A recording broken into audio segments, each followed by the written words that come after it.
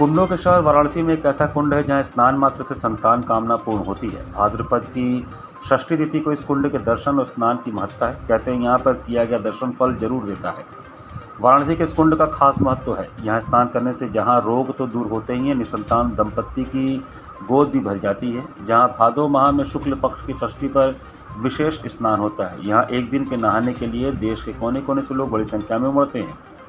इस दिव्य कुंड की महत्ता खास है। इसे सूर्य कुंड के नाम से भी जाना जाता है। कहा जाता है कि देवासुर संग्राम के समय भगवान सूर्य के रथ का पहिया यहाँ गिरा था और तभी इस कुंड का निर्माण हुआ। आज भी काशी में उदय होने वाले सूर्य की पहली किरण इस कुंड में पड़ती है और यहाँ स्नान मात्र से ही चर्म रोग दूर होते हैं, संतान कामना पूर्ण होती है। इस बार यह स्नान 29 अगस्त शुक्रवार को होगा, जहाँ लाखों श्रद्धालु स्नान करेंगे। इस स्नान को लेकर पिछले कई दिनों से तैयारियां जोर शोर से की जा रही हैं। स्वयं डीसीपी पूरे मेला क्षेत्र की तैयारियों पर विशेष ध्यान दिए हैं।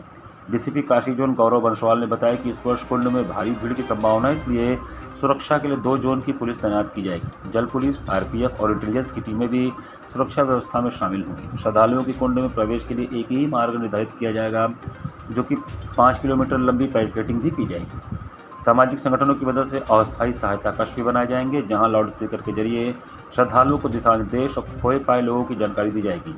डीसीपी ने सभी से अपील किया है कि किसी प्रकार की अफवाह से बचें और अपने सामान की सुरक्षा का ध्यान रखें। जेब कतरों, पॉकेट मारों, चैन स्नैचिंग जैसी घटनाओं से सतर्क रहें और किसी भी संदिग्ध गतिविधि की सूचना तुरंत पुलिस को। आगामी 29 अगस्त को लोरारक छठ पर्व मनाया जाएगा, जो रात्रि 12 बजे से स्टार्ट होगा और शाम को 4 बजे तक जारी रहेगा।